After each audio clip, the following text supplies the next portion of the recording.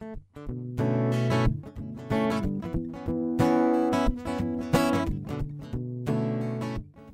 morning, afternoon, evening, wherever you are. It's great to be a part of your project, and I just want you to know how fortunate you are to be able to work on such an important project, and the meaning that it has not only for you but to people around the world is truly going to be amazing. That the 2006 project alone has had a lot of impact on teachers and students around the world. So great work. You're going to be producing content in a rich multimedia. Who are you talking to here? I'm talking about 7 or 8 different classrooms around the world. Listen, we got a meeting in like 5 minutes, so yeah, that's fine. I'll try to be done in about 5 minutes. Yeah, I'll time you. Why are you talking to these? Their teachers asked me if I could talk to them a little bit about, the design of their project. Design? Yeah, design, like how the project looks, how well it's communicated, what makes it significant and innovative. Well, good luck with that.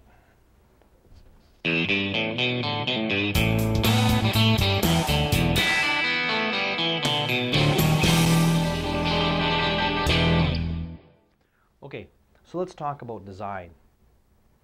Design is something that's becoming just more and more important in the world that we live in. Dan Pink talks about design in terms of utility and significance. Utility being the function or the form or the purpose of the work, and significance being that which makes it memorable or innovative.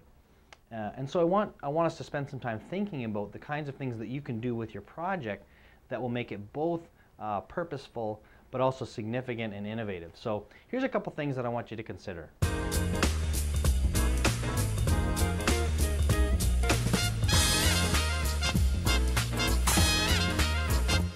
First, plan. I don't care if it's on a napkin, a fancy storyboard layout, whatever you want to use, you're going to need to plan. Given the fact that you're working with other people, is especially important to be able to make sure that the elements that you're putting together are compatible. So if someone's designing the script and someone else is finding images, you need to be in constant communication around making sure that you're both working together. And then as you're going along, whether or not it's built into the requirements of the project, but get feedback constantly. Don't go out and spend hours and hours working and then bring it to someone only for them to say, well, boy, it would have been better had you done this. So I really encourage you to seek the counsel of your peers, your parents, other teachers, whoever, along the way to provide you feedback to make sure that the project that you produce is going to be of excellent quality. That doesn't mean you can never change things along the way just because you've planned it out a certain way. And that's why that feedback loop that you have with other people is going to enable you to tweak and change your project to make it the best possible. But having a clear plan at the beginning is going to save you a lot of time.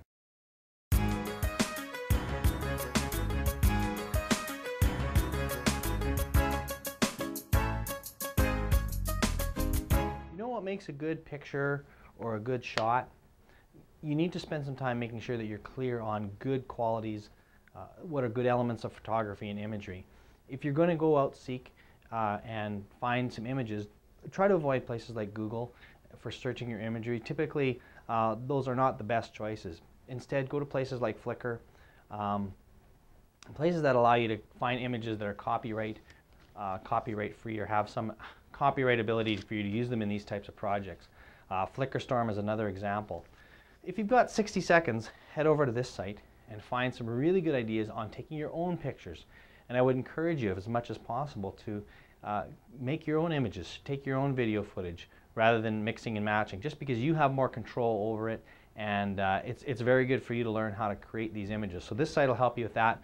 If you're going to use video, here's another website that offers some quick free tutorials just to make sure that you're using some of the basic elements of good videography. And then, like anything else, look at good examples, whether it's movies or photographs or whatever type of imagery we're talking about, but go ahead and look at good examples of photographs and video and incorporate those elements into your work.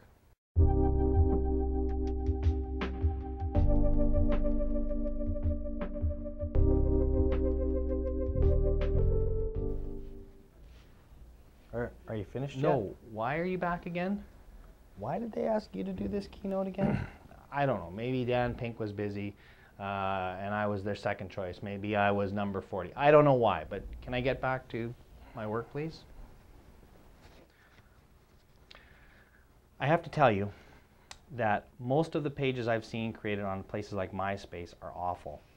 I spend usually the first 30 seconds trying to turn off the music, put on sunglasses, find what the content that I'm looking for. It's not a good example for the most part of design. And that's a personal space, and I understand that. But when these things are putting out to a public audience, simplicity is so important.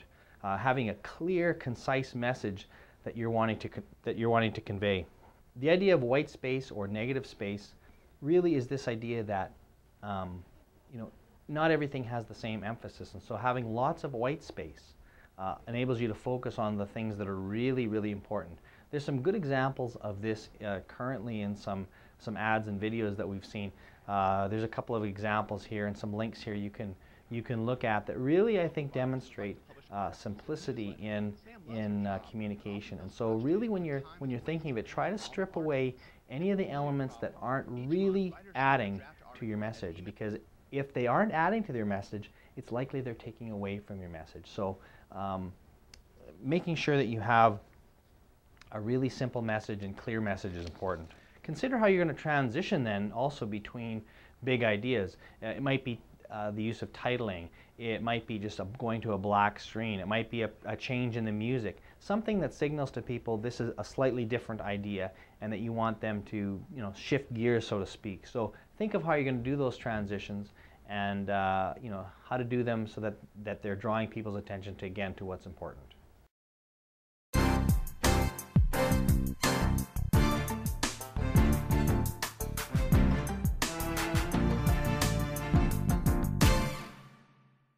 One question you and your group members are going to constantly have to ask yourself is, can we make it shorter?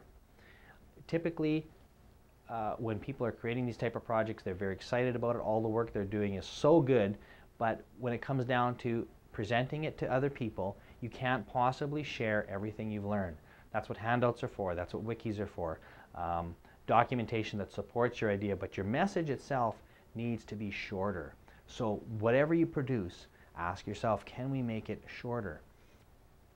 There's a great example of this. The Chicago School of Business recently is asking its applicants to submit 4 slides about themselves. And these 4 slides are intended not only to provide people with a visual representation of themselves, but also to see if you can, in those 4 slides, capture the essence of who you are, so that people will want to get to know you more. Almost like a movie trailer would entice you to want to watch that movie. And so your message, although unlike a movie trailer where you're trying not to give things away, you want to be clear about it, but you also want to make people think about how they could find out more about that topic. Because given the time frame that you have to produce your videos or your stories of 1 to 5 minutes, you're not going to be able to present everything you know. So think about how to do it in a very, very concise way.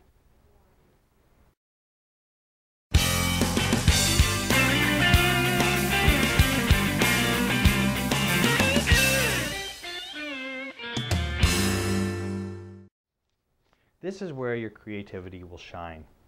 How can you design a presentation that will set itself apart? I think there's 3 things that I'd like you to consider. First thing you want to do is try to be original in your work. And one of the best things you can do is to avoid using common templates or things you've seen over and over in other productions. For example, when I see this blue screen with this text coming across the screen, I can tell right away that person used Windows Movie Maker, because that's the default setting.